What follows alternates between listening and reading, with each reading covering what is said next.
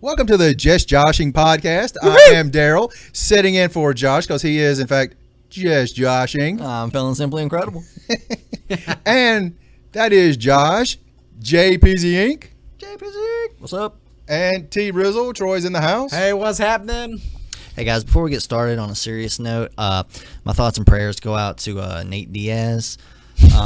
He's about to get really hurt. Oh, he went like you got me all worried. I was like, "Are you okay, dude?" Yes, I know, right? I got your back, brother. Keep his family in your prayers as he goes through this tough time. All right, the game is afoot. What do you think, man? Big news. I must confess, I did not see this coming, and I don't know where it's going. Let me tell you something. When they announced that Dos Anjos for the next big, huge opponent, of course, for Conor McGregor for the lightweight title was out with a broken foot, I was so worried. I was like, they're not going to scratch the card because Conor brings in money. All right. Who's going to get the shot? I did not hear this. This is brand new breaking news to me. Welcome to the revolution. No. Well, they went and talked to a whole bunch of people. Do you know who all they talked to? No, I didn't know. They did not talk to me. They did offer the fight to Aldo, who's been screaming that's the only fight he wants. He doesn't want anything else. 10 years undefeated champ. He goes, no, I get an immediate rematch, and that's the fight. Yeah. They asked him because, hey, they needed a replacement, which would have been epic. Yeah. But he said, hey, 2 weeks notice for the biggest fight of my life, you're crazy. So he turned it down, which personally I understand. But then the next person that they went up to, another person who's been screaming for this fight, Frankie Edgar.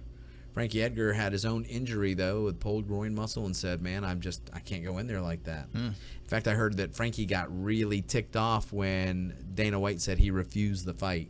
Like, because it was, that's half the story. Yeah.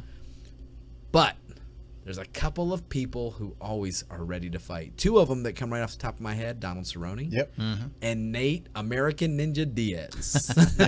Cerrone, I think he fights like 4 or 5 times a month, it seems like. All right. Well, and he was campaigning for this because he just came off this high, win without any damage and stuff, and he's still fighting shape. Yeah, went up to 170, coming right back down to 155. I can see it. Yeah. But my friend Josh is wanting Mr. Diaz to take in, make sure that his family affairs are in order. It's already over. I mean, they're planning the hospital bills as we speak. No chance? I don't think so. No chance. He looks dwarfed compared to McGregor. Let me tell you McGregor something. is a big guy. Because, he's always cutting weight big time. Yeah. And you're like, well, what does that mean? What do you look like when you're, fully, on target weight or when you're walking around weight? He's not like these guys who says, man, I get to eat cheeseburgers. He's diesel, dude. Didn't you make a comment about his arms? No. Somebody was just out talking to me on the floor, and they were like, did you see the size of his arms? They're like unreal. They look, like that guy is not the bantamweight, featherweight, teeny guy that you're expecting. He looks like a beast. He looks bigger than Dos Anjos. And Nate Diaz is not exactly a bodybuilding specimen. Yeah. I'll tell you, I was against McGregor. He was just one of those jerks that got under my skin. But, hearing more of his story and, how he came from, basically having no job and his girlfriend, fully supported him and everything, it's like, I don't know, I'm on his team now. He's a jerk. But you got to understand, Josh has Tito Ortiz in his DNA. Yeah. That is all you got to do is show one side. He's like, I'm in. And that's so strange because he was the one exception. I don't like any of the other jerks in the UFC except Tito for some reason. Yeah. And now Conor. But I'm what? on Conor's side. I'm like that. I don't like a whole lot of jerks, but I tell you, I enjoy somebody who can trash talk with originality and not just cursing. That's why I'll be honest. Everybody hates that I like this guy, but I love when Chael Sonnen is trying to sell his fights. See, he's not one of my favorites. He makes me laugh so hard because I think it's all just a put on. Well, he's still undefeated. Yeah, just ask him. Yeah, he'll tell you about that. I love that. That's one thing that cracks me up. I do love listening to his podcast too. Oh, dude, it is great. You're welcome. Yeah. How cool is that? You're kindred spirits with him. What? Dude, if you guys don't know, you're welcome. The simply incredible D like we know him, I want you to imagine Chael Sonnen. And now you know who the D is. Now, I will say this. I've had people come up to me and say, hey, it's good to meet you. And I was like, yeah, I know. Yeah, you see what I'm saying? He always answers, glad to meet you with, you're welcome, and walks away. How you doing? I'm gorgeous. And you? Oh, Lord. Terrible. Hey, delusional people smile more, man. I smile every day. I have laugh wrinkles. Dude, right? Now, all right, let's break down the fight, though. If you're looking at Conor McGregor, of course you know that he's got the punching power to stop Aldo in 13 seconds. This guy can do it.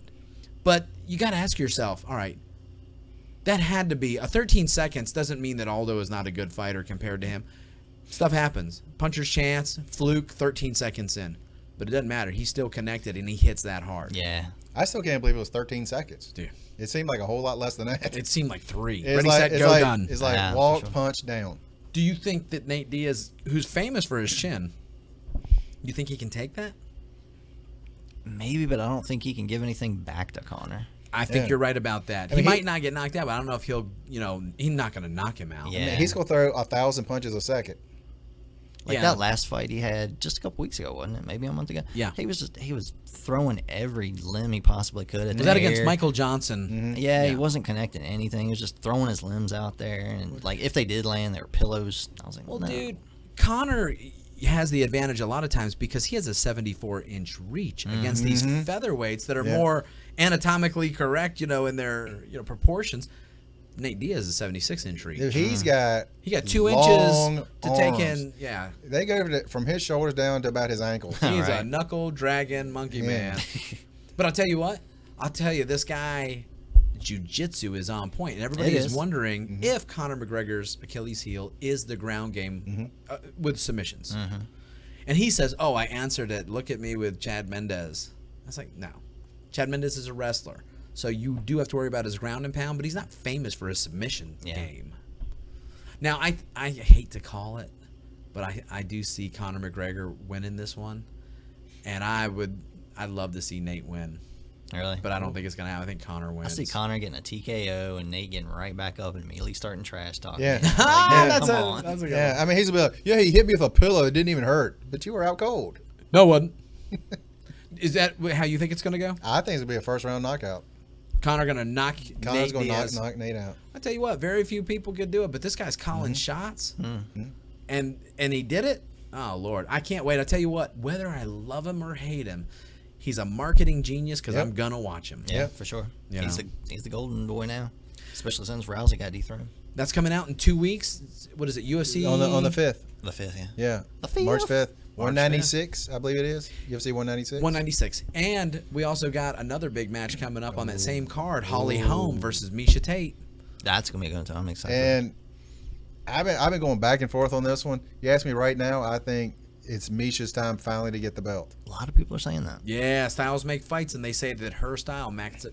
Yeah, I mean, I think they match up really well. I'm rooting for Home. Though. Yeah, I I'm rooting for Holmes. I think Holmes singular, not plural, by the way. Yeah, right. I think Holly is gonna take her out, probably in 1 or 2 rounds. I want her to do well. She do makes too. a good champion. Yeah. She's a good person. She has that quality that I really, really liked all the time in Randy Couture. Where you just, you know what, the way they carry themselves, it's like they gravitate to it. It's like, Yeah. man, you know what? I want to see good people do well. Yeah. Do good. Little humility goes a long way. Oh man, I dig it. Even though Yeah, I do enjoy. like Tito's humility. Exactly. That's why Josh. Finally, loved we it. got Yeah. another Tito. Come Yes. Oh Lord. Oh, dear. on. Come on, Holly. Dig a grave. Tell you what though. That would be horribly hilarious. And then have your personalized, completely offensive, non-censored T-shirt that's directed toward the guy that you Yes. just killed. Yes. Dude, it's just Those are the best those parts. were the Those- worst, dude. I was those like, were you're gonna awesome. burn in hell. Those were great. awesome. Yeah, they were. No. Tito, never a fan. And I tell you what, when he got on The Ultimate Fighter and he acted like he was everybody's best friend, like I swear to God, is like you could tell he knew the cameras were on and he was trying out for a after-school special on ABC back in the 70s. Hey, buddy, you can do this. I believe in you. It's like, shut up, man. That ain't who you are. Nah, see, I bought that. The man helps children out in the community. He does a lot of charity work. He's a good dude. He just puts that on as a show. You have changed my mind. I am sorry, Tito. I believe in you. I think I just got shenanigans. Hey, but He married Jenna Jameson. I mean, come on. Yeah. Life goals, The bro. woman is a famous actress. Exactly. actresses. Yes. She had many actresses. Life goals. Hey, what are you guys looking at on TV this week? Anything that you've seen that is talk-worthy? I'm really into that new show, Lucifer. It's Lucifer. Lucifer. I like it. It's a good show. It's interesting. It's original.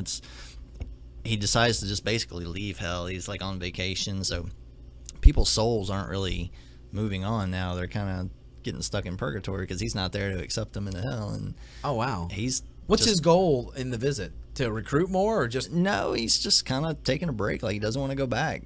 They keep trying to send him back, and he's like, no, I'm just gonna hang out here in LA for a while. Now, of course, this is what station is putting this out? I want to say ABC. Okay, of course, this is an ABC concept of Lucifer, which I think he might actually work there. But is he supposed to be like a good guy?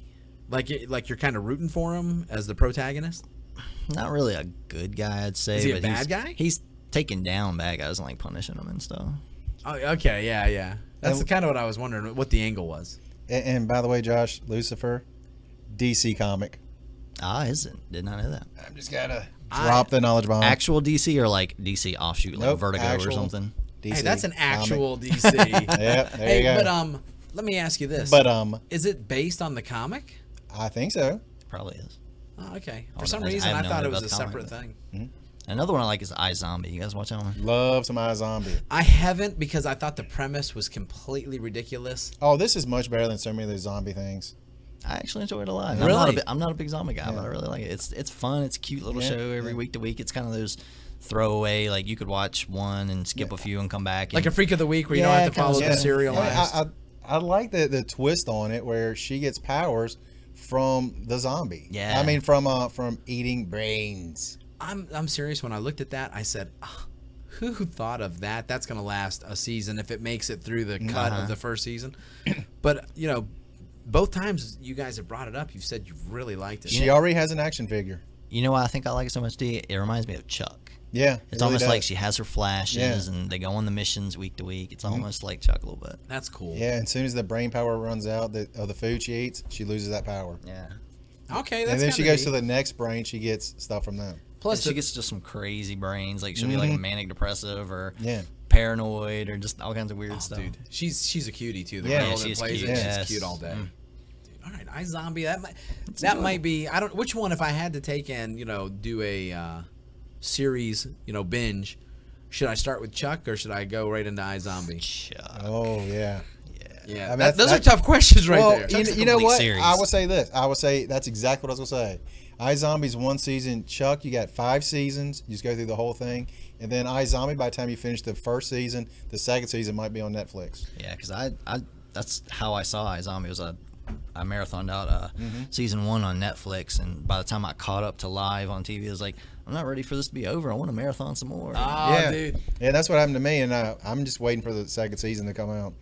So, I mean, it's actually already on TV, but they're in the second season. The second season's on, yeah.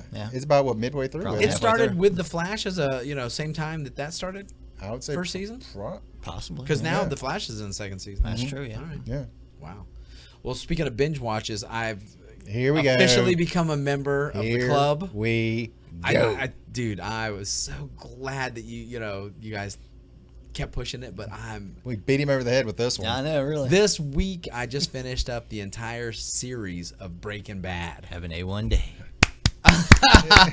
You're dude, A1 day. I get that reference now. Oh yeah. Let me just say this. Have you been to the new car wash on Ward Road? No, right by where Sonic was. Yeah, it's right where Sonic was. Every time I go in there, I take a picture. And I was like, I'm about to have an A1 day. I'm gonna tell you this. I had tried to watch the series before, and I had seen the first 2 episodes, which were fantastic, but for whatever reason, I just didn't pick it up and run with it, and I always meant to, but after you guys kept saying it, I did. I'm telling you, I can't. There's only been a few television series that I binge-watched where it would be like 1:30 in the morning, but whatever just happened, I had to stay up for another hour or something. I'm literally having to work the next day doing concrete, and I'm like, it's only 3:30. if I can get to bed at 4:15, I'm cool. Hour 45, I'm good. Dude, I was like, I'm cool. The next day, I'm iZombie. All right. They didn't have concrete. I had so many good moments of the I am the danger. Let me tell you, it's so funny that you guys bring that up because I remember when I saw that, I I got it. It hit me. I am the one who knocks. Dude, I had to hit rewind. I was like, wait a minute. I don't know this is caught by everybody like that. I need to see that again. Oh my gosh. Yeah, I think everyone that watches it, it's like 5 times. Rewind. Oh, that's so good. Let me use one more time. Oh, that's so good. It's about time someone shut Skylar down. Now, I'm not going to put out spoilers because I know that a couple of my friends that listen to it, they're in the process of going through Breaking Bad for the first time. And so I don't want to take and ruin it for them. I will say this. Number one, it was better than what I thought it was going to be. It's definitely on one of my all-time favorite series ever. I mean, that's brilliant writing and excellent execution. The way they did that, I don't see many ways that they could improve. Now, that's not to say that it didn't have places where, well, I don't know about that or that. Yeah. Every show has that. Yeah. But for the most part, you're looking at like a 99% home run, I just want to ask you one thing without any spoilers. Okay. The last episode. Oh, dude, right. Okay. I mean, now, What do you want? Again, no spoilers. Did you think it ended right? I think that was brilliant. Because, and I will say this, as good as the ending was, it wasn't what I was kind of in my head planning. Yeah. Because all I kept hearing from everybody was, like, remember how shows with good endings and bad endings that we did? I was like, everyone said this ending is so brilliant. I was like, what are they going to do? Maybe it's this. Maybe this character has this happen. And starting even 3 episodes from there, my whole theory just started crumbling.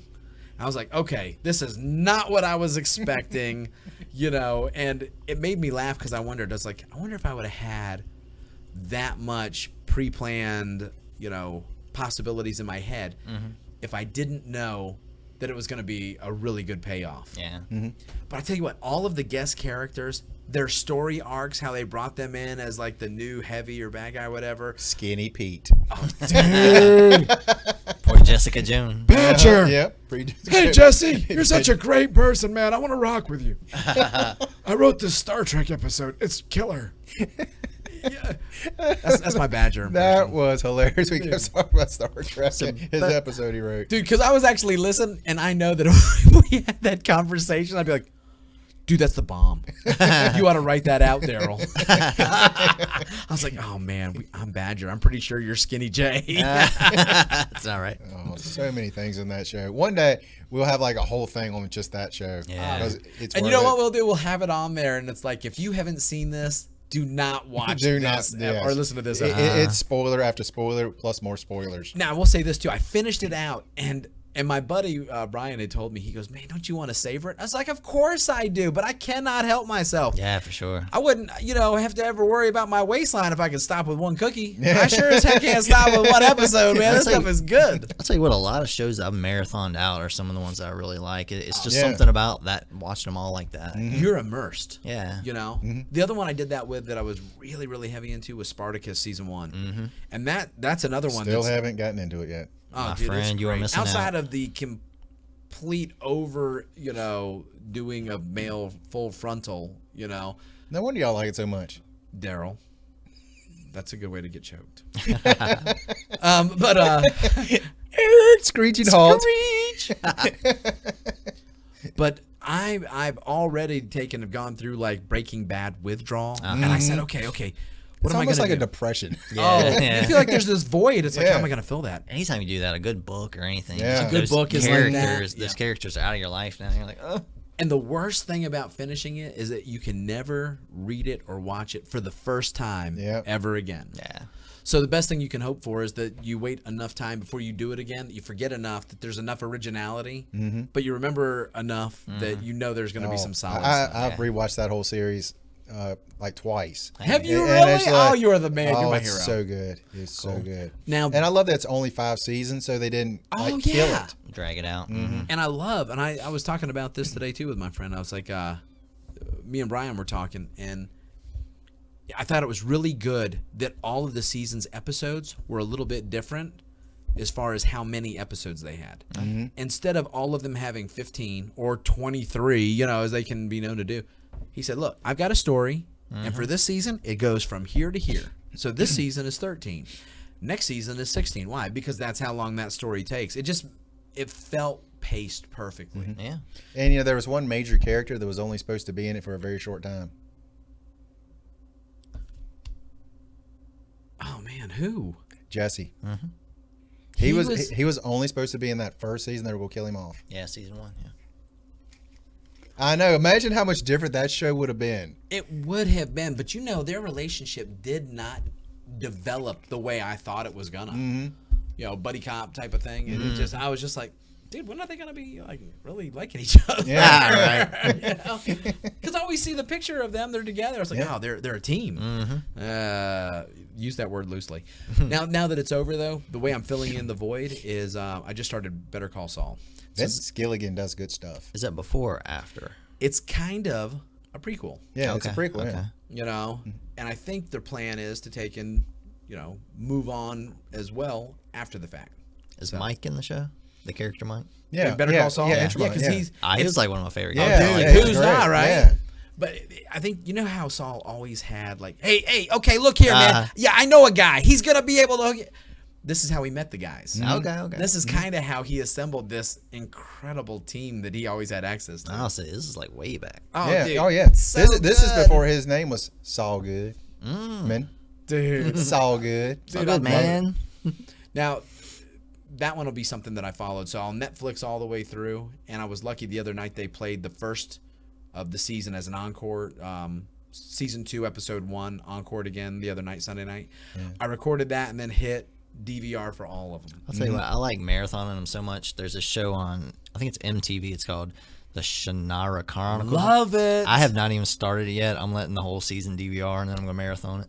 I took and marathoned 3 of those, 3 or 4, and just that was on point. You're gonna like it. Nice, cool. Now I don't know how it came out after that, and the only reason I didn't go back is because of a time issue. Never heard of it. What's it about? It's a kind of fantasy like a thing. fantasy Tolkien kind of thing. Mm-hmm. Yeah, dude, it looks good. It's funny. Crixus from Spartacus, which I don't know if you know. Yeah, it doesn't help me at all. Brah, Slade on Arrow. Yeah, Slade. Oh, okay. Never talking. Wilson Slade. But yeah, a lot of good stuff. TV, great time, for me to see. Okay, what's this Netflix about? I've had it for 3 years. Yeah. I maybe use it a couple times. Wow. Yeah, me too. Dude, I can't live without Netflix. Now I can't. Oh my gosh, I love Netflix. I'm actually thinking about getting rid of, I think we got DirecTV. I was like, dude, maybe I jettison this, man. I'm good with this. Mm-hmm. So I talk big, but I want my UFCs too. Yeah. I mean, dude, there's so much great stuff on Netflix. I mean, at some point you got to get into Chuck as well. We talked about that. You got to get into that. So Chuck is a good one. That's on my list. The Shannara Chronicles, I think I went to number 3 or 4, and I think they're on like 7, I think. 7 or 8. Okay, something like that. But you need to look at the trailer on that. If you haven't seen it, the Shannara Chronicles. Right. If you're into Lord of the Rings and The Hobbit love and stuff, some of those things. So. then this is right up your alley. All right.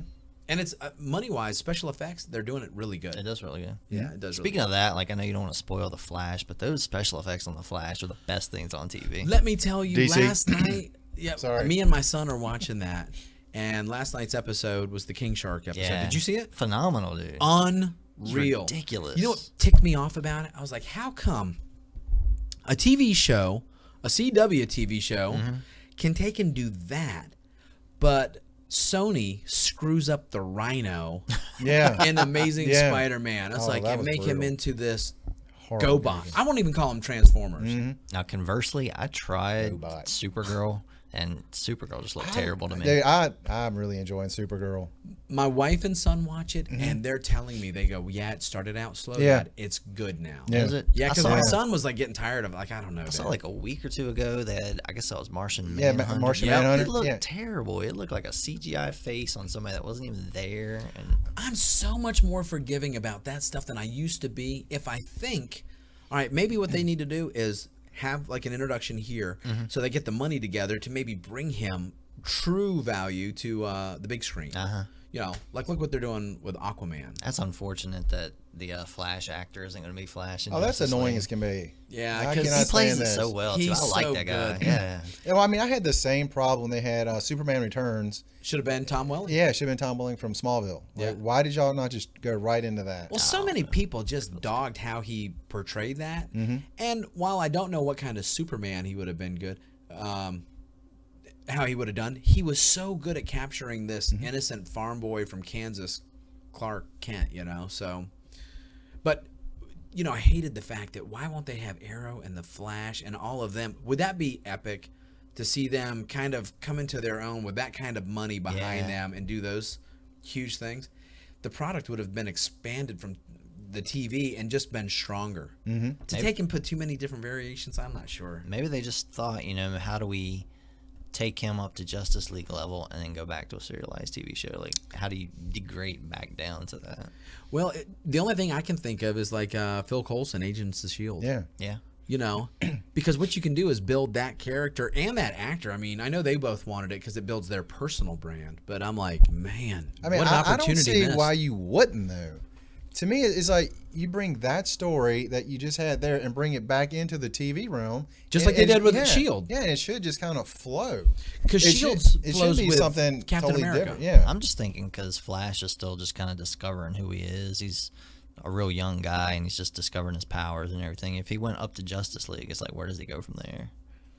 The way I look at it is the same way that the Avengers are treating it. I think it's a smart move to keep them separate, like where they're going to go on their own adventures. But they keep coming back to this fact where, hey, every now and then, you know, even though we got our own things we're doing, like we've always done our whole life, every now and then there's going to be something big enough, like Thanos, to draw us together. Yeah. Or this Civil War, this squabble. Can't wait for that, by the way. It's looking so good. Now, TV, comics, the big focus on the fights. I'll tell you what, good time to be alive and be into what we're into. Oh, you're right. No doubt about it. So you want to move into the UFC talk? So we're gonna start off with the UFC, but first off, I need to apologize for last week's audio. Boo. It was brutally bad, and from now on, it will be better. I'm sorry. Hey, did you make sure you pushed the right button this week? No, do we have a button to push? Nah, we got it going. We got it going. Wouldn't happen on the Just Joshing podcast. So I'm sorry. Well, that's what we named this one. Andre, what do you think? Yeah, you're right. That's pretty good. Yeah. See, well, we'll go have a just Dre in one day. Just Dre. The Dre Day podcast. I might start the T Totally Troy Awesome. You know, that may be available next week or the week after. We'll work on that name. T Totally Awesome. How about that? That sounds a little better. T totally awful. What? I'll kill you. Man, that's twice I've died in one episode. I'm telling you, I'll hurt you after this. Free lessons. You pint-sized Chael Sonnen. Mini Chael. Mini J. Mini Chael.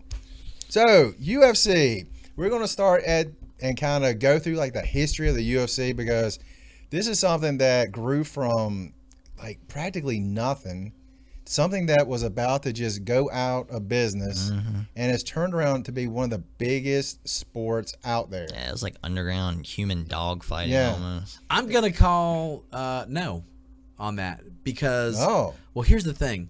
It was for the people who weren't already into the martial arts. Yes, yes. But we were a small crowd, though. yeah, we Yeah. were a small crowd. Now, like when I look back at that to me, when it happened live, was the biggest thing that had ever happened to martial arts ever. Oh, yeah. That was the Super Bowl for martial art fans. November 12th, 1993. That's a date that Will live in changed- infamy. lives in lives infamy. in infamy. That changed everything. Mhm. You know, going back, Horry and Gracie and Art Davey, it was their brainchild, and saw it to fruition. But I remember hearing about this family called the Gracies from Brazil in the martial art magazines, but just blips on the radar. It's like, who are these guys? What is this? They all stand there with their arms folded like tough guys. Whatever, man. Taking Jean-Claude Van Damme, them Bruce Lee upside the head. And then Chuck Norris, his quote was the one that, made me think. He goes, "The Gracies are the very best in the whole world at what they do, and that's why I'm a student." Signed Chuck Norris. And I was like, wait a minute. Chuck trains under these guys? I had no clue. Yeah. And here these guys had developed something and done something called Vale Tudo, Portuguese for anything goes fights for 70 years in Brazil. Oh, They were there's so some- far ahead of the game. There's some epic fights on YouTube and stuff you can see where people y'all don't know nothing. We challenge you. Oh, yeah. And the Gracie in action tapes. Yeah, and they got some butt whoopings and got on out of there. If you've never seen the Gracie in action tapes, you need to see them because they're such an eye-opener. These guys had the reality game down. But what was so funny about it was that if anybody in the crowd had seen those tapes before, they would have been a little slower to step up like, yeah, let me fight you. Because Hoyce came in there, and he was the most unassuming, skinny guy. Yep. It's like, what? And these other guys, not only were they big because they were mountains, but some of them look. I mean, if you watch their promo video of them striking, you're like, that dude could break cars with that kick. He's gonna kill this little Brazilian. World turned on its ear. Yep. And I'll tell you this, I think if anybody else would have won and it would have gone any differently, it would not have made the noise that it did. Probably right. Yeah. Do you think that? I think so, yeah. Because if one of those big guys would have won, it's just a tough man contest. In fact, that's what it would have been. They'd have been like, oh, that sucks, man. It's just a bunch of... Because, all right, let's be honest. Some of those guys in there, you know, Kevin Rozier, Frank Zane, or not Frank Zane, that's that bodybuilder. Zane... I can't remember his name. All these guys, though, that you looked at him and you were like, Kevin Rozier was not a fit-looking dude. He looked like a fat white guy who used to do kickboxing, and because he had some kind of resume like a champion, you're like, yeah, let's put him in there. It would have almost been like the stuff you see in kind of like these cheap B movies, like this secret underground fighting thing. Without the good choreography. Only thing you could watch on the internet where people wrap their fists in barbed wire and stuff. Well, growing up, it was a common joke to hear about the black belt who got his butt kicked. It's like, man, he's a black belt. It's like, whatever, dude. I'm a street fighter. It's like, whatever that meant. Right. Yeah, exactly. You're a street fighter. Do you go to street fighting class? I mean, that's like the people that say they're street smart. It's like, oh, so you're not real smart. So you're not real smart. I think you're talking about me right now. You're welcome. No, but you know, you had these guys who would talk that stuff, so that you had such little respect. And I'm not taking anything away from karate. Karate, kung fu, every martial art that's ever been developed has some great benefits that somebody, if they wanted to train in it, could get, even to this day. However, saying that,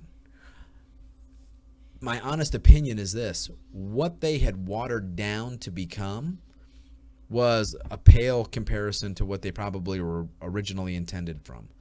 Yeah, it's true. A punch is a punch and a kick is a kick, but the training method is everything. Yes. They were using ancient training methods against guys who were using the concept of aliveness. In other words, they're fighting against resistance, energy, motion, timing. They had this kind of an idea of, if it didn't work for real, jettison it, which is very Bruce Lee, you know, Teo of Jeet Kune Do. Yes, Not the Tao. The towel. The towel of Jeet Kune Do. The towel of Jeet Kune Do. But it made so much sense. And it's funny because now, looking back, it's common sense. Because you can't understand it. You know, why was that a question?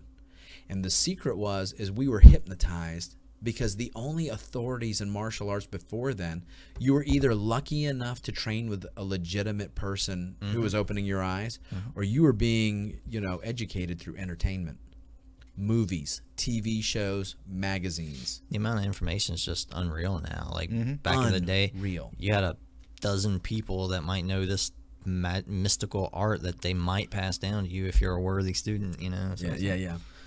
In fact, I think a lot of martial arts, that the very nature of what drew them, so many people to them, is because they held the promise of magic. Yeah.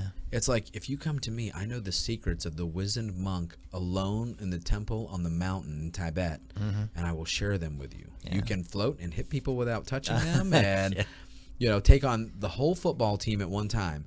And I'm sorry, but if you're a kid growing up, man, that's an attractive fantasy. Absolutely. And it's all fantasy. It's hard enough to fight one guy, let alone a football team. But you know, people still believe that even today. You're going to believe anything. If you want to believe it, it's going to be hard to talk you out of it, even with reality. And you know, a single style might get disproven over and over and over again, and there'll still be people saying, you know, that practitioner just wasn't good enough. If he was a master at it, he would totally dominate. Classic excuse for failure. It's like, well, look, you know, that guy. And now, while there is some truth in it, but you know what? What does the devil say? The devil says, you know, the best way to get someone to believe a lie, sprinkle it with truth. You know, if you sprinkle it with enough truth, it's like, oh, well, you know, he's got a little point there. Now, there's a lot of great martial arts, but you're not going to have an Olympic-level athlete, sport karate guy fight, you know, a high school, you know, out of shape, you know, Dungeons and Dragons guy, jiu-jitsu. That's us, this crew. And and then say, oh, sport karate so much better than jiu-jitsu. It's got to be on an even playing field. Exactly. That's what UFC did. UFC 1, did you watch that? I saw it live or it was VHS. One of my was friends, it a bootleg or was it a rental? It was a rental. One of my friends, he got it, and I would say this is probably about 95, 96, somewhere in that ballpark. And I remember hearing about this. I was like, dude, somebody's probably going to die when I'm watching this. Let me tell you, that's exactly what I felt. I was watching that thing. Faces of Death. And yes, I remember those too. Yeah. I was always afraid to watch them. oh, dude, yeah. That's funny you say rental, though. I hadn't thought about that, but I remember seeing all the different UFC Oh, yeah. rental rack. And they had their logo back then. Was that, you know, They got the long bald arms. Mr. Clean guy with the big hands? Yeah. And They should have kept him. a friend that I trained with. Everyone else disagrees with me. Yeah, boo. But I remember when I got that video, it was like a week after that it had come out. And a buddy that we trained with in Virginia Beach had taped it. And he's, you know, one of my other friends talked him into letting us have it. And let me tell you, we watched that. That was the best time ever because we're all into Muay Thai already. Oh, nice. We were already doing shoot wrestling back then and Jeet Kune Do and all of the offshoots of that. So we were already kind of familiar with the precursors like Pancrase and Shuto and these things. And we were convinced that these guys were the most well-rounded of the field. I didn't know who Gracie was. You know, this Brazilian guy. Okay, he's another guy. I didn't have any thoughts about it. And, you know, I'm looking at it and I'm like, Ken Shamrock, all right, this guy, he can do the striking, the clinching, the submissions. World's most dangerous man. Yeah. And he still goes by that to this day. Yeah. Dude, man, you gotta work the goods that the good Lord gave you. Yeah. But it became painfully obvious when they first came out that everybody was winging it. The production had this air about it where you were just like, I don't think they really know what to expect either. Yeah. Right. Yeah. Right. You know? I mean, Yeah. Jim Brown commentating. NFL legend. He didn't know anything about what was going on. Those, if you haven't seen those, it's classic to listen to the commentary. Bill Superfoot Wallace and Kathy Long, and they didn't have a clue either. And it was funny too because in the entertainment world of magazines, where you know that's where the authorities kind of soapboxed. These two guys get on there, and I'm just like, no, no, they don't know what to expect. So I remember thinking maybe Jim Brown has trained at some point, maybe not. And I was like, I did too. No, he played football. He was the Hall of Fame football player. They didn't have to back then because nobody knew what any of that was. They didn't. Oh, have I remember the very first one. Hoist tapping out somebody like, why'd that guy just quit? I remember that, and I remember. He didn't even hit him. Why did he quit? I think it was Superfoot was trying to show a grip. He had him in this grip that we used in judo, and it was just like, you don't really know either. Yeah. You know? But the biggest thing that happened when they started out, everybody was trying to say there are no rules. And I'm thinking, all right, you're going to have guys chopping somebody into the throat, and he's going to grab it. Biting chunks out of him. Dude, snapping his neck. And then I can picture a sidekick to the knee and just seeing these like special effects. Crunch. Yeah. The Van Damme Kumite on him. Dude, we're all sitting there, and it's the best because we've got pizza. You know, our friends, everybody is glued to the TV. But when they start fighting, that room gets silent. Yes, yes. The first one, because nobody knows what to expect. It wasn't even public knowledge. You're like, dude, it's been on a week. How would you avoid a spoilers? We didn't even have the internet Yeah, yet. there's no internet. Yeah. I mean, like I said, I didn't really know anything about it until like 4 years later. So there you go. Probably about 3 years later. Like, what in the world? It was a week later, and I'll tell you this, that Hoist asked me, he goes, how long you been training? And I said, the week after I saw you win, our teacher said, yeah, we're doing that. Yeah. And Frank Cucci started, looking into an association with Pedro Sauer and started training with them, which was fantastic to learn jiu-jitsu. But the first fight, do you remember the first fight was? Was that the sumo against the savant? Yeah, it was Telatuli versus Gerard Godot. In the tooth. Dude. Is there a better way to start off the cage fight, no holds barred death match? Then the sumo's teeth gets knocked out. That's out of a movie. Dude. Yeah, the guy comes running over. Savant takes a side step, kicks to the face. Yeah, round kicks to the face. And you hear Jim Brown. The tooth is over here on the table. I was like, oh my goodness. Dude, let me tell you something. That moment, the referee stopped, and there was this confusion because everybody was like, he's not supposed to stop the fight. Yes. Why is he stopping the fight? And this poor guy who they had as a ref, I don't know if he had a history of refereeing or not, but this guy was hurt. And, you know, it wasn't supposed to be where somebody was getting maimed. But with a tooth flying across, he goes, okay, wait, this just got real. All right, Was Big John not the first ref? Oh, no, it was like he looked like he was either Portuguese or Middle Eastern, he looked like to me. Either one. He could have been Portuguese. In fact, I'm kind of thinking he had to be if, you know, Horian, you know, had connection to it like he did. But he did. He stopped it, and he called the timeout, and they were like, timeout? What? Like you would have in a real fight.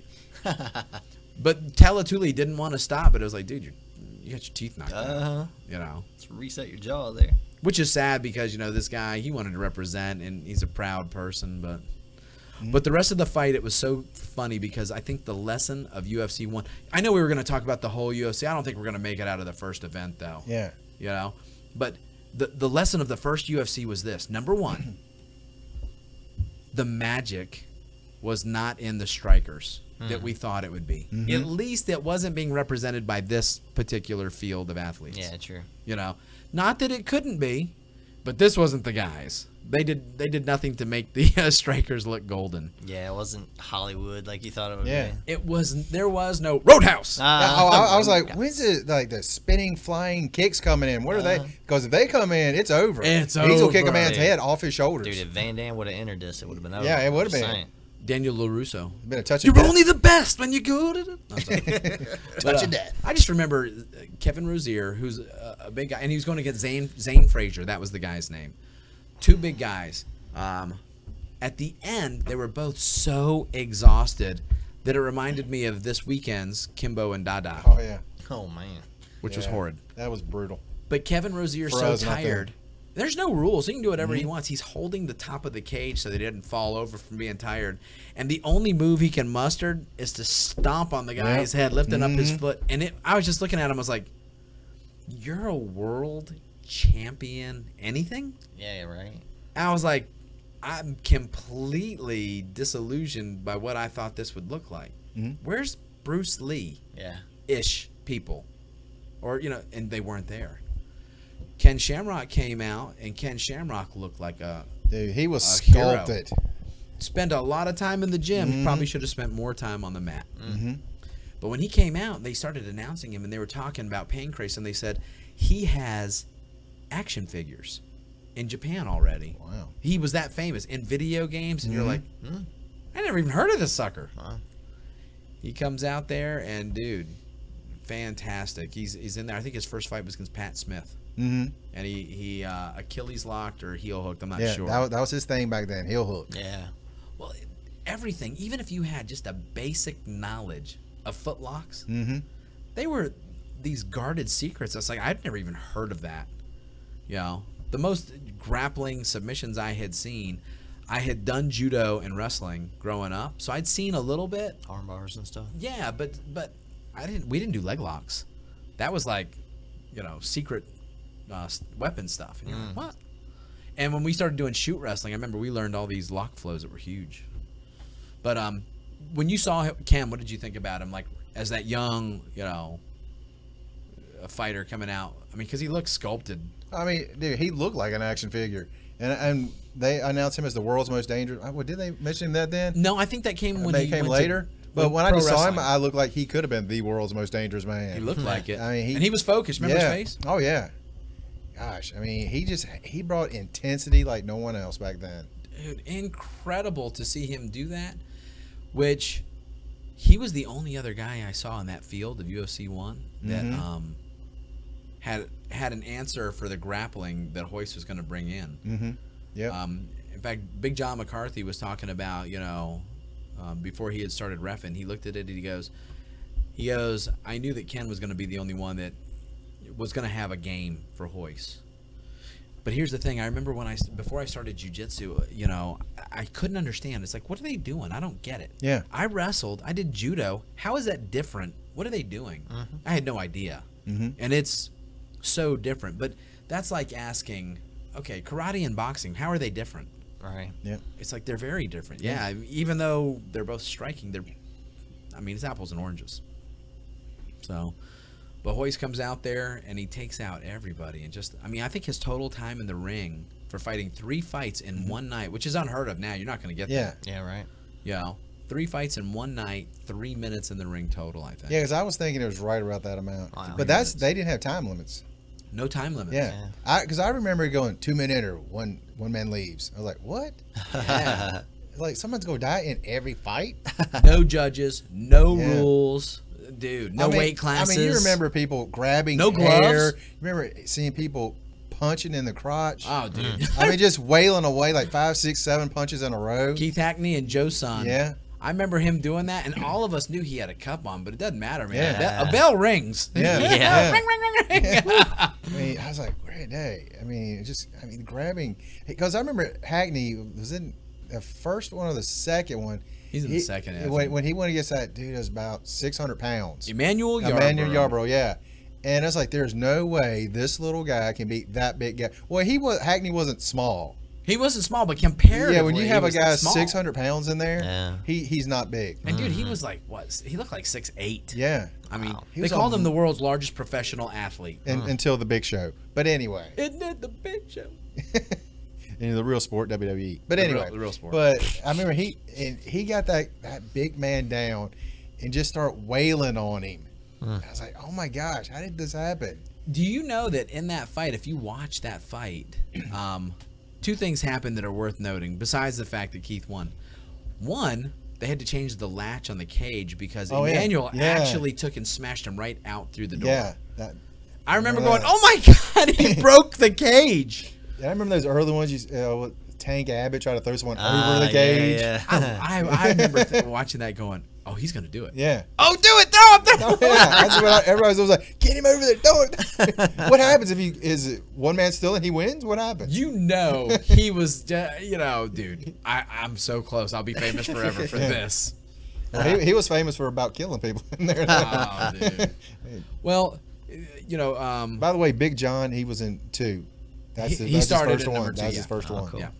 And he was the man for I don't know how many after that. Yeah, and I think the biggest thing, I think he had a falling out with the UFC, some personal stuff, and now they don't make him. Now they just call him John McCarthy. There's no Big John. I think they're not gonna take and make him, a thing, a brand, But the other thing, when Keith Hackney did beat that guy, Emmanuel was so big that when he did get fall down and lose, himself to the ground. Yeah. He's like a turtle. He couldn't get back Yeah, he up. could not get up.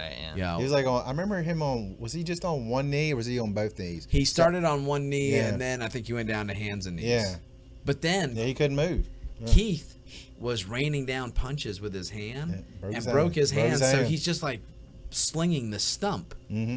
And of course the lesson there is, kudos to him for a warrior spirit because he was. But that's the thing about punches. If you're going in there with only strikes, that you can get hurt as bad as the other guy. Yeah. That's why jiu-jitsu does have so much to offer. Right. So yeah, big fight with that one. But the meeting with Hoist and Ken. Do you remember the first meeting? I remember him tapping him out and the ref not having a clue what just happened.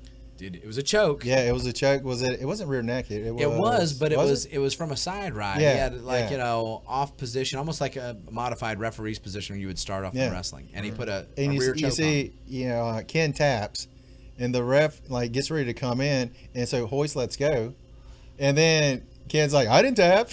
You remember hearing Hoist goes, you tapped, you tapped, you tapped. know you tapped. You tapped, yeah. Well, and the whole thing about if you've never done submissions, when you get tapped, and if you're new to it, in the moment you feel like something's either going to break or you're going to pass out unconscious or die. Mm-hmm. But then as soon as they let go, you're fine. And of course, if you're not familiar with it, you're mad at yourself for quitting. Yeah. When the blood gets cut off from the brain, You don't know what's going on, and then when the blood goes back, like, I didn't do anything. Yeah, right. Yeah. There is no tough man with the Been choke. there.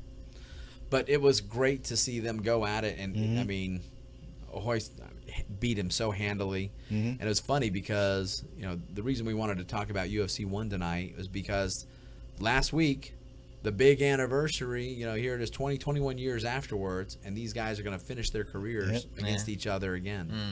Because they were, out of all of those fields, even though that wasn't the final, that was the one that everyone thought mattered. Yeah. Those are the two guys that it's obvious after you see it, okay, they're the Cadillacs of this event. Yeah. Everybody else, where'd you get them from? Yeah, that was, man, I remember Hoist and just marveling at what he was doing. And because I remember him against Ken, and all I could think of, there's no way this guy can beat that guy looking like a machine over there. Because he did. He looked like a superhero. I mean, he looked like the Terminator coming out with the abs on top of abs on top of more abs. Just a ripped machine. And dude. And what was like a couple minutes at the most? Oh, yeah, at the most. I think it was just over a minute. Yeah. And ready, it was set, over. go. And He it was, shoots, he sprawls, and he's got him in a choke. and it was over. I was like, oh my goodness. That's a master right there, Yeah. man. That guy, he was slick. And the thing about it is, that made such a point because the whole reason they chose Hoist, we had talked about. Yeah. Why did they choose Hoist, Darryl? Smallest one in the litter. The runt of The run of the litter. Right? They said they didn't want to have the biggest guy because it's like, oh yeah, he beat him because he was too big. Or just like another Ken Shamrock Yeah. looking like Hickson. Hickson was the Yeah, champion. Hickson. Wow. Last I heard, 400-0. Oh, dude, I've lost count, but I mean, that's been a few years ago. that's a long time. Yeah. Yeah. But, you know, when I looked at that, it accomplished exactly what Helio Gracie wanted to do. Because the UFC, what he wanted was to showcase my little kid, who's like 175 pounds, soaking wet, take on anybody in the world. Bring them all. What a statement. And then he delivered. It was funny because whether at that point you learned to love jiu-jitsu or hate jiu-jitsu in the Gracies, it didn't matter. You were polarized. You're one or the other. Yeah. You weren't going to not be affected. Yeah. Martial arts changed more on that day than it had in the last 1,000 years. More because why? Information. Yeah. The whole world was watching. Even if it was really only the 2,000 people who could, you know, get a copy of it. Right. Yeah. You know. But it didn't take long. The lesson we learned from that was, number one, jiu-jitsu did what it was said. You didn't have to be strong. You didn't have to be the superhero to win. But you have to earn your abilities by learning this art, Gracie Jiu-Jitsu. And the second thing we learned, if you don't know how to fight on the ground, you don't know how to fight. Yep. Because most fights go to the ground. Did you get magazines back in the day, like Yeah, you used to martial get like arts? black belt and stuff. Yeah. Like, did you get them like, you know, before the UFC came out? All right. Did you? No. You weren't into it No. like that then? Do you remember back in the day, how many grappling articles? Okay. Oh, you might see like Hapkido arm lock standing up or something. Yeah. Once or twice a year. Yeah. You know, and you were like, it was like the redheaded stepchild of martial arts. Like, nobody gonna do that, man. Yeah. They want to see Van Damme kick. I don't want to wrestle. Now, you look at what's out there: grappling, jiu-jitsu, tap out, bodyguard, all these different, you know, Gracie Mag. Dude, changed the world. For sure. Everyone was like, I gotta learn that. Then Hoist won 3 out of the first 4. I think I don't know. Do you think he would have won that third one, even though he was about dead tired after that fight against was it Kimbo? Not Kimbo. Chemo. Who would he have had to fight next? I don't even remember. It's been so I'll put it long this ago. way. I know that one of my favorite things that Hoist ever said, because before I met him and knew him, you didn't know what he could really do. I didn't know. And I always remember being so afraid for him because he's so small. And I didn't know Gracie Jiu-Jitsu. And I looked at it and I was like, oh, don't die. Yeah. Don't get hurt, or don't even lose. I didn't want him to lose. I was loving this ride we were on. Yeah. And dude, I gotta believe. No, I don't care if he hadn't have dehydrated in that event. Yeah, bring him on. You know, another thing that come out of these, I was just thinking about. Anytime you go to like amateur fights, you see the Gracie train. Oh yeah. Every time you see like the whole team, hands on the other person's back, with the train going. Did to the, Hoist to do the that gauge. at Bellator this time? No, he didn't. No. he didn't. Yeah. They said that the guys, and they're all walking out. We did that. I remember, in my MMA fights, we did that, and I was really just that moment. It helped me because I was like, you know what? Because I was a jiu-jitsu guy at that time, and I was like, man, I'm part of that legacy. That was a neat feeling. But I think it got played out to where they stopped kind of doing it, But after that, I mean, the whole world changed, and it's funny because you had all these other organizations sprouting up that were going away. The closest we had before that was shoot wrestling and pancrase and those things, And now all of a sudden, were they all in Asia? With the pancrase Asia stuff? and like they had Japan specifically. Because I didn't remember anything before that in America. No. Yeah. In fact, the only reason I think that we got it to come over here was Yori Nakamura and Dan Inosanto from Bruce Lee's protege. Down in Southern California was sending their fighters over to Japan to fight because they were already doing Muay Thai and they were already doing some grappling. So they'd go over, and then you had people like Eric Paulson, who was the first, light heavyweight Shuto champ, which is unreal. If you've never seen anything with Eric Paulson, look him up on YouTube. He's gold. He's an encyclopedia. Yeah. That dude has forgotten more than I'll ever learn. I'm a big, huge fan of Eric Paulson. But that's how it kind of came over. And in that world, those guys were the first real rivals of jiu-jitsu and the Gracies. Because they were like, wait a minute. We've been kind of riding this wave of we are the best in the world at real fights. And you had people like Ken and Frank Shamrock, Boss Rutan. Boss, these guys. Everybody's got a little boss. Yeah, for sure. Dude, it was crazy, man. So you see these fights, and then you had Pride that popped up. Even before Pride. See, because I was always thinking Pride was right before, but Pride was after. I didn't even realize that. Yeah. The UFC, is specifically that first event with Hoist, that's why we spent so much time talking about it in this hour. That event was pivotal. If that event had gone differently, it might not have. We might still be in the entertainment-driven education age, which we're not. Yeah. Very true.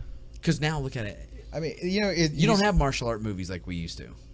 which is sad. Yeah, that is. But the payoff, the switch there is the fact that martial arts is in all movies now. Yeah.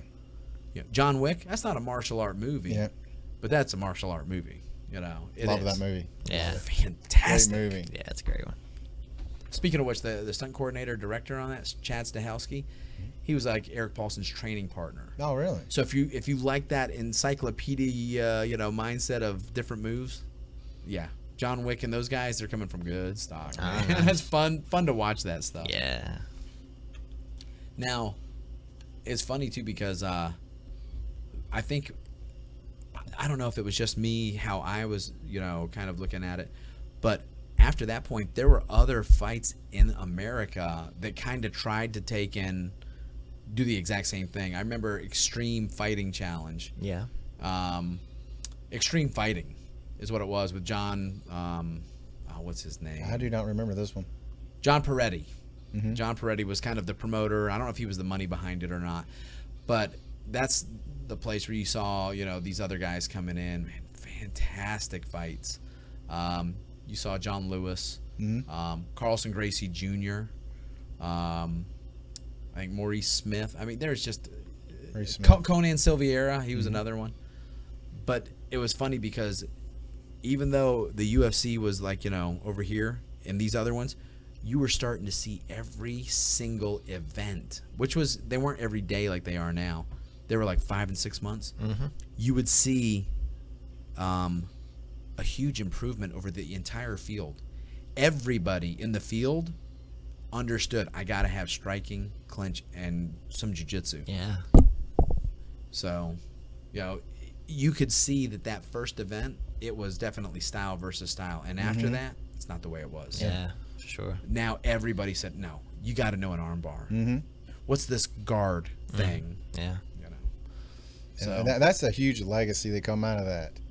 It is just, instead of going, my art is better than yours, like, you know what, I need some of your art to go with my art. Yeah. Dude. And that's one thing that I love about today's night. Now we use a little bit of everything. Oh yeah, that mix. That's a huge legacy from UFC 1. Yep. Well, let me phrase that. That is the legacy from UFC. That is the legacy. And the thing about it is, everybody has something to offer. But you have a lot of people who try to pawn off their mixed martial arts. They say, yeah, we do mixed martial arts because they do a mix of random arts. But there's a very specific mix. It is boxing and Thai boxing, wrestling and jiu-jitsu. You can even add, if you wanted to say Vale Tudo, is influence in jiu-jitsu, but no, you could say just those and that's it. So someone tells me that they do these other arts and that's mixed martial arts. No, that's mixed up. A mix of martial arts. Yeah. So. But it's funny going from just the general public, people that don't train, going from, hey, you want to watch these guys get in this cage and beat each other up, to now everybody knows what an armbar and a triangle is. It's crazy. It's funny because whereas we were being educated by entertainment, now this entertainment that we're watching is reality based, and it's still educating. But my thing about it is, if you look at these things, that's a real poignant, self-defense issue for the cops, for the military. Because before, you had to be lucky enough to have someone around to teach you this. Well, now, dude, you can watch and learn. For sure. And see, I mean, if you're intuitive, you can take and even just watch these things and at least have an idea. Okay, look, I got to take and have my hands up. I'm going to punch, maybe even throw a low kick. Tackles are good. If he comes in, I got to be ready for the tackle. Yeah. If I end up on my back, I need to have my legs wrapped. I mean, they don't even understand what they're watching, but they do. Yeah. That's like it may have been like a week or two ago. I saw this high school cell phone video of this guy picking on this girl. I saw it. She grabbed an over hook on him and kneed him 4 times to the face. And he was out. Yeah. Dude. I love it. That was awesome. I love it. Bully beatdown. Bully beatdown. By the way, that was an awesome show. Yeah, it was. Bully beatdown. Wasn't that a great idea? I mean, well, Mayhem actually went completely insane either during that time or after. He was already insane. Somebody just didn't have him on a leash. They just controlled him a little bit for the show. Oh, dude. I remember the one with Andre Arlovsky. Oh, that dude got a lucky shot in. Gosh, he got hurt. That was a mistake. Yeah. Now, I didn't see that one with Arlovsky. What happened? Oh, they were in a cage, and Arlovsky kind of just toying with him. And the guy takes a shot. Yeah, and he caught him with a shot. Where did he hit him? Head, body? Yeah, it was in the head. He hit him hard? Oh, yeah. And Arlovsky's like, oh, heck no. And he just started punching me. He threw a kick to the gut. This guy was a little overweight, I mean, more than a little, and he was out of gas, and it was horrible for him. I remember Couture was on there, and he's like, Oh, do what you yeah. want to him. All he's going to do is take you down. And it was like, pick the guy up, drop him, pick him up, drop him like 6 times. Couture was the fighter? Yeah. Just kept dropping him. They used to have a show called Pros vs. Joes. I remember that. That's the one Couture was on. I don't know if it was that or Bully Beatdown. Yeah, I think that's what he was on. Yes, and I remember that. I saw that. Yeah, I Pros still versus love that show. That was a great These idea. guys, we can be pros. No, you can't. No, you can't. No, you can't. Look, if you want to be delusional in your man cave amongst your other, numbnut idiot friends, that's great. But that's not reality. Yeah. No, what about what was it for the Bully Beatdown? What was it? Eddie Alvarez. Did you see that one? I don't believe I saw that. Eddie Alvarez. I did not even know who this guy was, but Jason was selling him as like, oh yeah, man, he's so good. He came in, and this guy, I remember, because everybody had to have an idea. If they want to kill me, they could. But this guy believed that he goes, I'm going to smoke this Alvarez. I don't know who this is. You don't know who. He actually had this talk like Chael Sonnen, but he really believed it. Like he was truly delusional. He goes, you don't even know what I've got in me, man. I'm crazy. When it goes black, man. I'll kill somebody. And if I had a dime for every one of those knuckleheads I've talked to, I wouldn't have to teach. For sure. And Eddie he came out there, and it was like somebody took a buzzsaw, and it was like cordless, and duct taped the on handle and threw it at this guy. And it had like a homing beacon.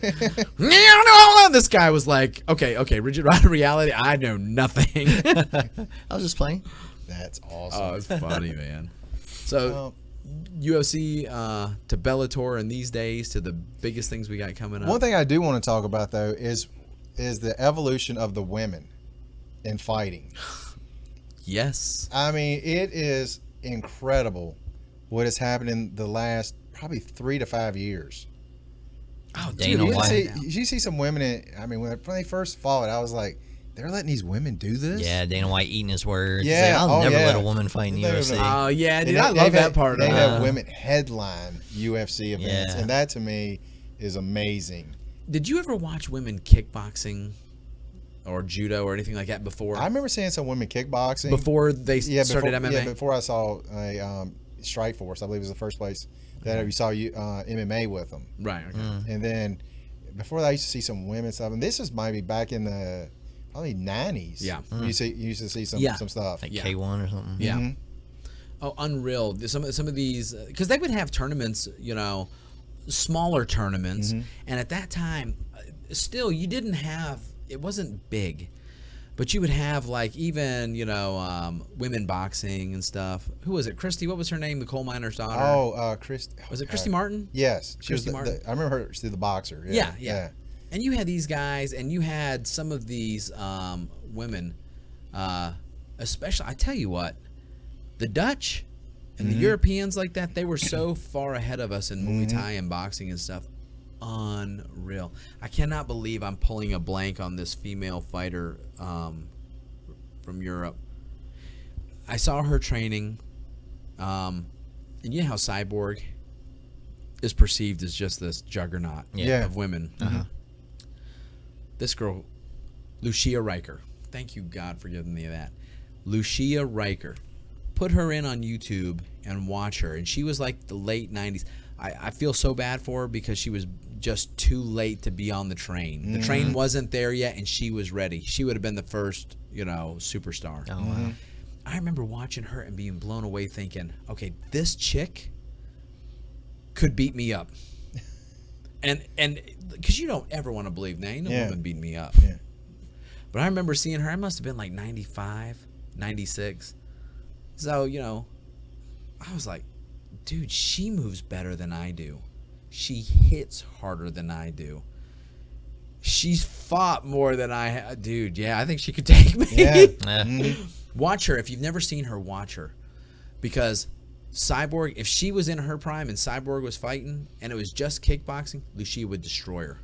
She'd kill her. And if you watch it on YouTube, I think you'll agree. I remember one of the first things I saw was like, it was just this Discovery Channel thing or something. It was a one-shot little episode. It was called, you guys know who Master Toddy is? Oh, yeah. Thai coach. And With he had Gina. the Fight Girls thing, and there was like 6 of them on there. And I think Felice Herrig was on there. And Gina Carano and stuff. Yeah, I they were watched that. Fight Girls, I watched Yeah, that. they were over in Thailand just training and stuff. I was like, that's pretty sweet. Dude, Master Toddy, I remember he got a lot of hate from a lot of the other Thai instructors because he was a good marketer. Yeah. He took, and he was already, he had like association people in Europe, in America and the UK. So, and here he is, he's a big guy.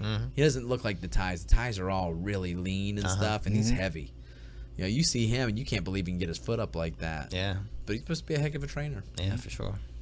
I mean, look what he did with Gina Carano, right? He said she came in and he goes, "Oh, baby, you fat, baby." And she goes, "What?" He goes, "You should train Muay Thai. I make you skinny." And he did.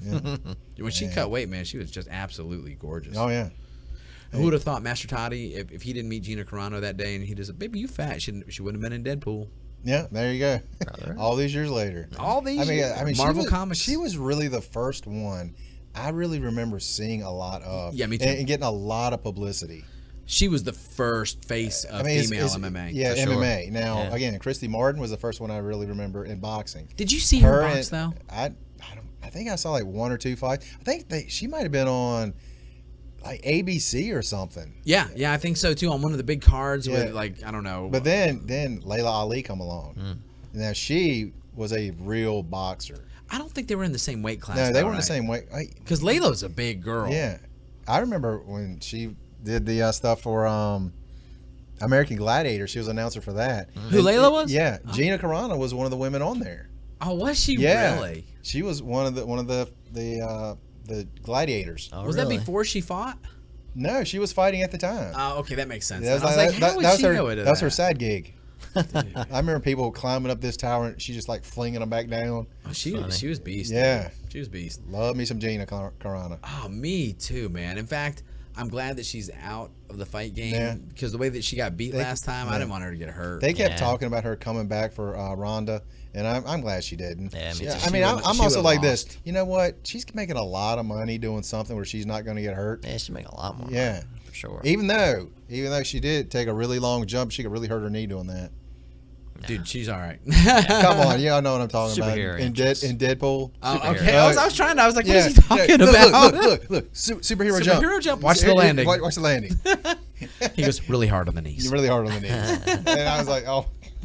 Because every time they do that, that's how they land in superhero movies. What do you think if we'll do a little female MMA, fantasy matches? Who would you think Cyborg versus Ronda? Because it looks to me like Ronda's dodging. What weight class? Are we going up or are we coming down? I'll tell you Because what, if we going up to answer that, them both ways. If they go down, do you think that matters? 140, yeah, I think it's going to hurt Cyborg a lot. How much is Cyborg? 170? No, she's like isn't she supposed to be at 145, but a lot of the time she couldn't make it down to 145. Okay, that's why I was saying her walk around weight had to be like at least maybe I'd say 160. 160. 160, I would say. okay. I would think. I don't know. Yeah. But I mean, I think that extra 10 pounds would be a lot for her. It could be, and if you come in cutting weight like that, Yeah. man, you're I mean, gonna feel it that day of the fight. I mean, the biggest thing with her is she had so much trouble just getting down to 145. Now Ronda Rousey's a big girl. Yeah. So I mean, she has to cut too. Maybe that would help her. If they were up weight classes, you're saying that favors Cyborg. I think it favors Cyborg. But if they go down, I think it favors Ronda. Ronda. Sorry, Gina. I'm sorry. I was like, That brunette man has got me swimming, baby. All right. But I mean, that's my take on it. I think depending on which weight class, depends on which one would have the advantage. What about you, Josh? You got any call on that one? I've never actually seen Cyborg fight. I don't know a lot about her. I know her name. I know Tito supports her wholeheartedly. Dude, she is unreal. Hold on. What about we got Misha and Holly coming up? You know, everybody's saying Misha stands a good chance of winning, and I'm just pulling for Holly all day, though. I'm pulling for Holly all day, but I just think this matchup is going to be great. How many times did Rousey beat Misha? Twice? She's beat her twice. See, This is like I said, she reminds me of the Uriah Faber of the UFC. Keeps getting that shot. Yeah. And will she get over the hump this time? I think she will. See, I don't know. It kind of taints the win, though, if she's lost twice to Rousey and then she goes in and beats Holly. Like, no, don't dethrone Holly already. Yeah, I mean, I want Holly to be the champ for a while. She's got the sweetness about her, like genuine. Seems like a really good person.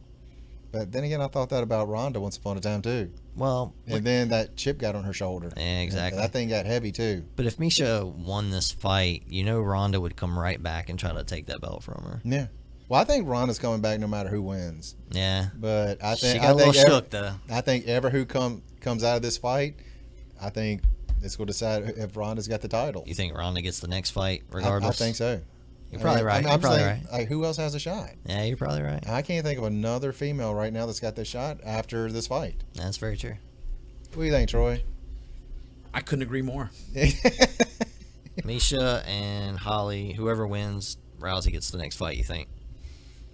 Misha, dude, I tell you what, my fear is that with Ronda, I don't think her style is gonna be evolved enough to take Holly ever. Yeah. Well, I'm just saying after this fight, I think should that be the match they make? Yeah, she should. Because I'm like, who else do they have that would be that money for the winner of this fight coming up? You know what? That is the next money fight. I just don't know if. Now I've heard how true this is, but that Ronda says she doesn't want to fight before September. Oh yeah, well I remember like even with the doctors were saying that she shouldn't fight. Like 6 months or something. Yeah, right? yeah. I think it was even a little bit longer than that, but I might be wrong. That takes her out of 200, UFC 200. Well, that was the big talk when the doctor announced it. I was like, oh, she's not going to be there for that event. Have they made any plans with that whatsoever? I don't think they've announced anything yet. That's got to be a big I mean, show. But everybody was thinking that Ronda would be on that card. I mean, one person I've heard for that, and we're going off female topic for a second, CM Punk. Tito's coming back. CM Punk, dude. Tito. Look at Tito. What? No. Tito for 200. I keep hearing CM Hashtag Punk. do it. Hashtag please don't. Hashtag Tito for 200. Oh gosh. The only thing we're gonna do with Tito for 200 if it's a Jeopardy question. Not one, but two. Touche. Tito But, versus Couture. Come on back. Because you remember 100, Brock Lesnar. Brock Yeah. Lesnar. I mean, let's bring another WWE superstar in there. Another wrestler You know what? If we could bring in one WWE superstar, per 100. I wish we could go back in time And get the Rock. and get Kurt Angle. Oh, dude. The Yeah. angle. Yeah, I mean, yeah, yeah, Kurt yeah, yeah. Angle. I think he could have been great in UFC. Oh, dude, he was legit. Yeah. Mm-hmm. But you know what? I knew that because of even when he was with the WWE, his neck injury. Yeah. I mean, that would never let him do it. Yeah. I mean, he earned that in the Olympics and won a gold medal with a broken neck. Yeah. I mean, think about that for a second. You can win a gold medal with a broken neck. Yeesh. Josh, America! Josh, what was your problem? Why didn't Not you even win the gonna gold attempt medal? Gosh. How do y'all know I did? I just don't promote Legitimate it. point. Were you wearing one of those wrestling masks? Josh Lucha Angle. Libre? I won the lucha libre. It's like, I am Rey Mysterio. Dude, no. And I tell you a guy I had heard once upon a time thought about giving it a shot, but thankfully he didn't. The Undertaker. He is a huge fan. He's trained and stuff, and you see people wear the MMA gloves. Oh, yeah, dude. Yeah. I swear I heard Bill Goldberg left to pursue MMA too. When that happened, I remember hearing that was a See- potential thing. I think he might have gotten injured or contract thing. I think he just said, I just want to be away from WWE. Oh, he could have. Because, I mean, he was that big fish, and then he just kind of was a medium fish when he got to the WWE. Oh, really? Yeah. Oh, okay. See, I don't. As I remember that his last match was against Brock, and I think they were both leaving after that. And it was a horrible match. And that was a match everybody was looking forward to. Brock Lesnar, Bill Goldberg. And Do you remember that time that Brock was coming out of one of his matches, and the Undertaker was there in the audience? And oh they yeah. had words. Yeah. What do you say, brother? You gonna do this? Yeah. And then Brock shook his head and just walked away. And you're like, I think they wanted to really get into a real deal. Yeah. What was behind that? I don't know. I think they might have had some animosity somewhere along the way. I have no idea. I heard it was legit. I heard that it wasn't a work or something, you know, because I thought it was. I was like, oh, they're trying to stir up stuff, which is brilliant. But here's the thing. Eventually, they had the fight, and Brock won at WrestleMania. Right. And there goes the Undertaker streak. Now we know. There it is. Wah, wah. That's how it happened. Dude. And Undertaker got like some real, actually severe concussions out of that match too. For real? Yeah. Yeah. Because they were just going too hard, or because It was just accident? some of the bumps that they took, and, Just some of the and he hit his head really hard. Telling you, And- concussion ain't no joke. And they said, everyone left because it was his moment to walk out after his first loss in WrestleMania, 21-0. Then he was 21-1. And when he was walking back, they said, someone probably should have come out there because he was in La La Land. Oh wow. When they were doing it for real? Yeah. Wow. I mean, because the ref, everyone left. It was just, Taker in the ring, getting the ovation as he was walking out. And he was just concussed. Yeah. And as soon as he walked through the He should have curtain, thrown up. as soon as he walked through the curtain, Would have told him. all of a sudden they realized, oh my goodness, something's wrong. And Vince McMahon runs out there and he's like, someone get a doctor, quick, get a doctor. I mean, I think they said he might have went down as soon as he got back. Really? And I was like, dang. Hey, do you remember that episode of The Office when Dwight got the concussion?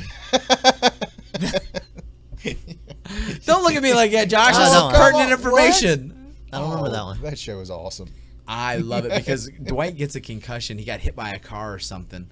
And they're trying to wonder if he should, do you think he's okay? Oh, he's all right, man. He's all right. And then he stands up and he goes, he's wobbling.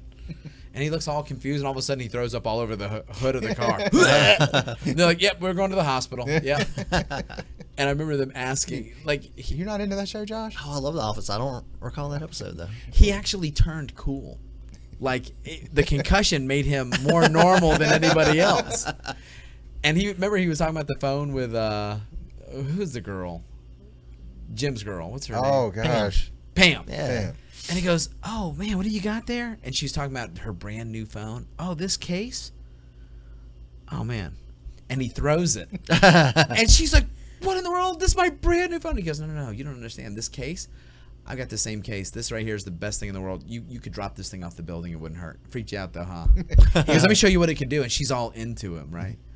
Funniest thing. That's cool. Great show. Well, as he starts getting sick throughout the day, though, he goes in and Michael has to take and fill out the form. And they go, all right, I got to fill out the form. And he's sitting there now. He's bad shape, man. He's like kind of going, oh, God. Oh, my God. You know, just freaking out. And Michael goes, name. He goes, Dwight. He goes, middle name. He goes, Danger.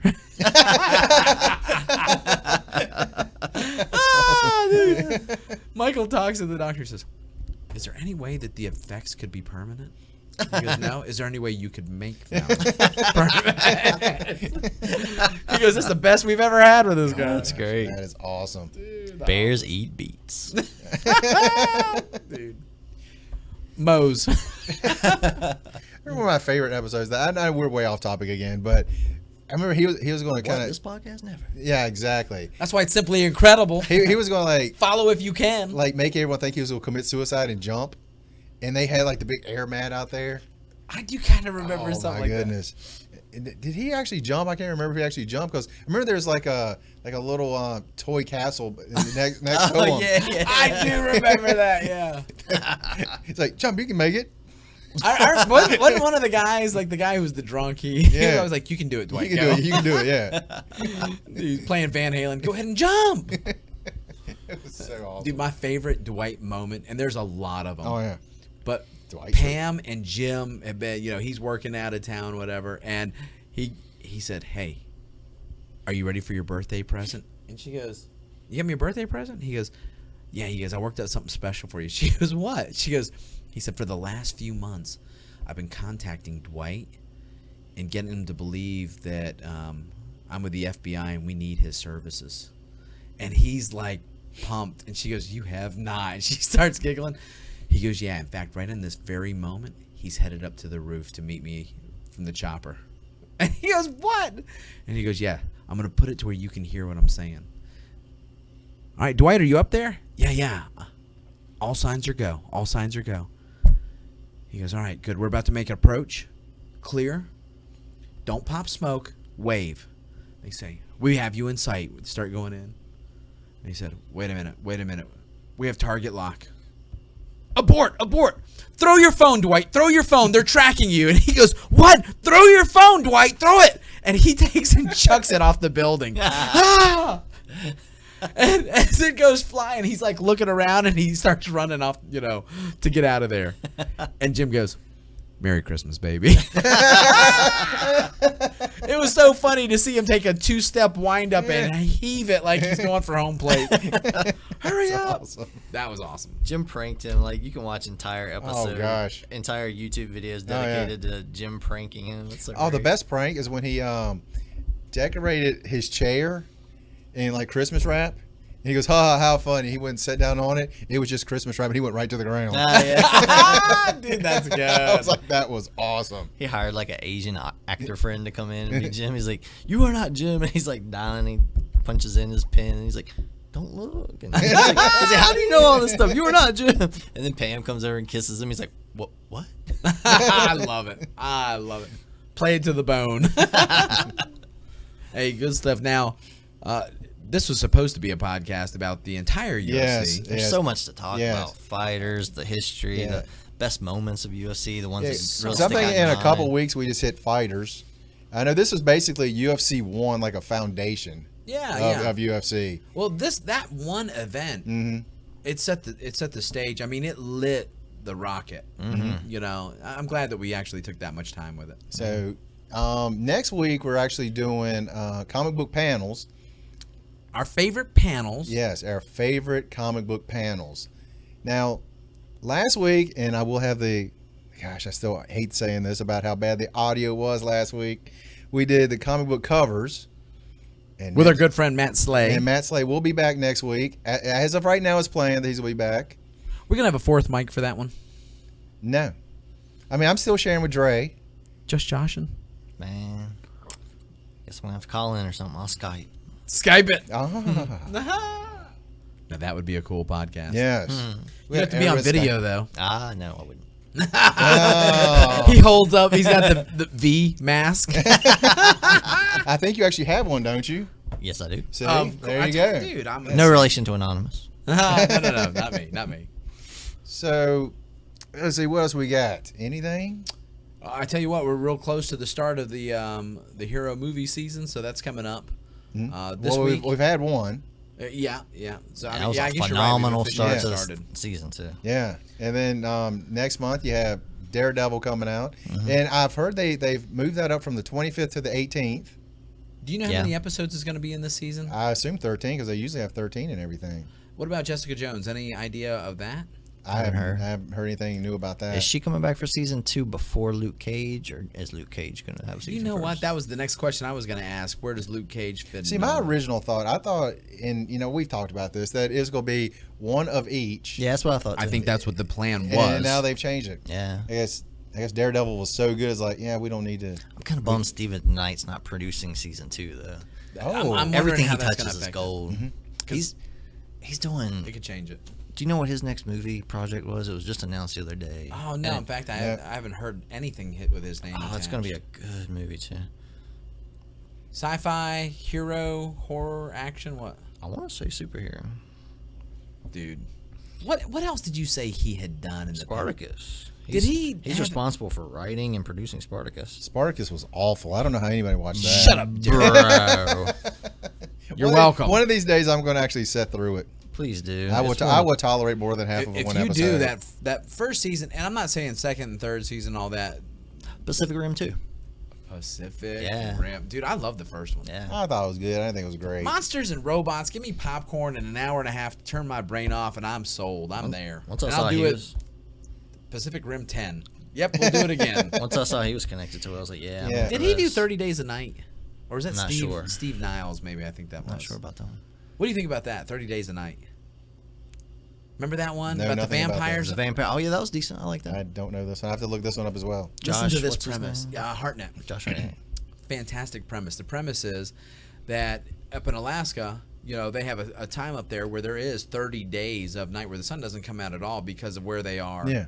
And they said, hey, wouldn't it be a cool idea if during that time, the people who stayed, because a lot of people do leave, they Yeah. don't stick around because it's, you can get in all kinds of depression. You get alcoholics. It's just Man, that forever sounds like night. England. Dude, right? I'm only joking.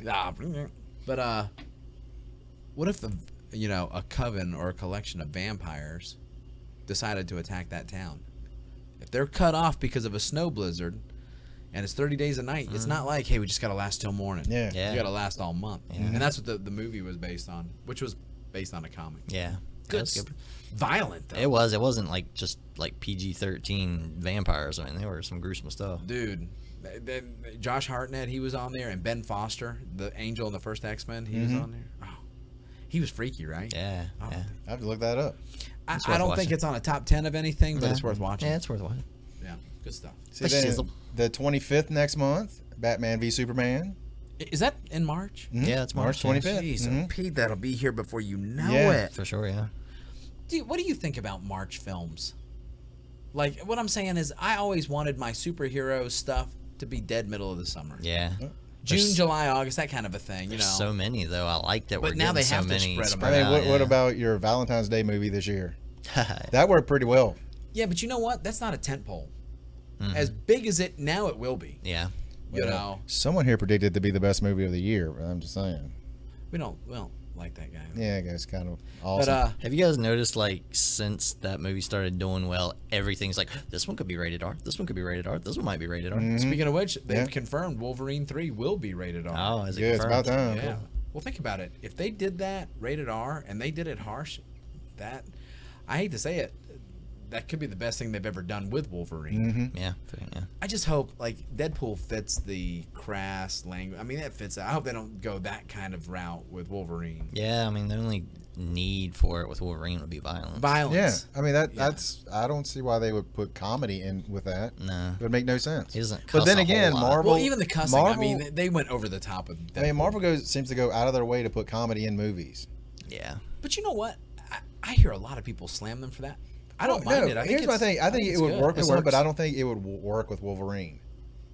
as a standalone movie. I just don't think that would. Let's just put a whole bunch of jokes in there, like Deadpool. Deadpool, it's supposed to be there. Nah, I don't Wolverine, think they would do that. I don't. It shouldn't be there. X-Men First Class, when Wolverine came in there, we'd like you to come with. Yeah, yeah.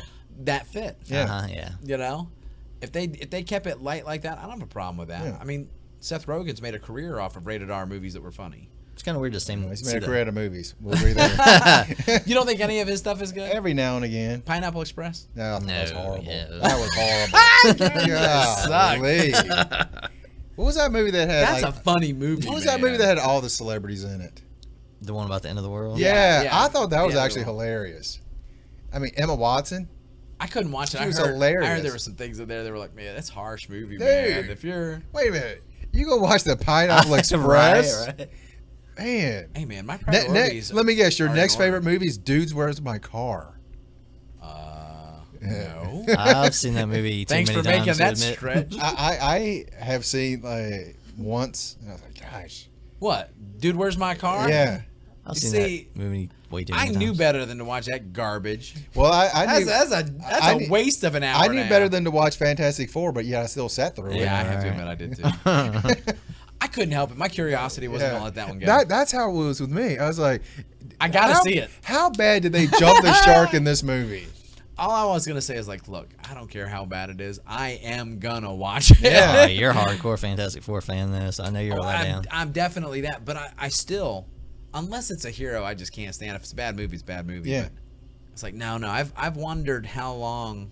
I tell you what, and I'm gonna catch grief for this, but there was a couple parts in there that were really good. The thing that got me the best, Lies. lies, Jerry. I like All when lies. Doom let loose. That was about the best part for me. I honestly, I don't even really remember how. Yeah, or when what he turned did. into Darth Vader, like doing like chokes all the way down the hallway. No, when their powers were, they were in the rooms, and he was being stretched apart.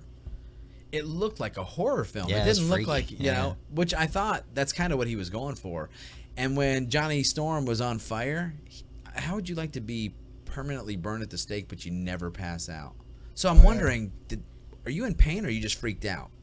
I was like, okay, that was pretty good, dude. Just questions that you would have never asked. It was horrible. So, hey, No giggities.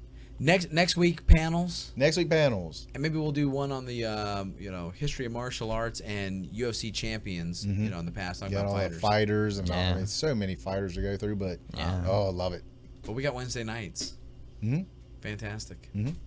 Hey, do we have a question for anybody who's made it this far? If you made it this far, Congratulations. just put a little note there and said, I made it. I made it. Yeah. Yes. Yes.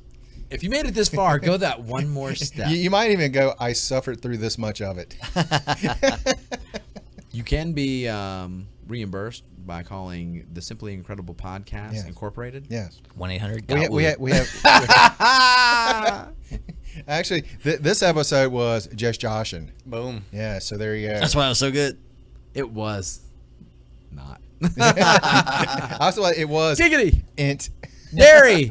dairy. Dairy. Man, we didn't even get a legend to begin the show. That's a little upsetting. At least we didn't It was jump a the couple weeks shark. ago. Yeah, exactly. But And at some point, we're going to talk about one of the greatest comic books ever, Huck. Because we got one more person on board. We're waiting on Josh. Did you say the greatest comic book ever out of all the comics in Yeah, history? That might be a stretch, That's bro. a little bit of a Slight, stretch. slight stretch. It's no Super Zero. It's a good book. It's really good. Best of all time. You're right. It's not Batman. What was I thinking about? The Bat. Man, They can't all be the bat. they can't. The bat's definitely in the running. At some point, you two got to check out Super Zero as well. That sounds interesting. Hey, next week, that's what we'll start out in the reviews. Let's see if I can watch it or read it. Yeah, just watch that. It's another motion comic I'm into. All right, cool, man. That was a good week. And that's it for this week. You guys have an incredible week.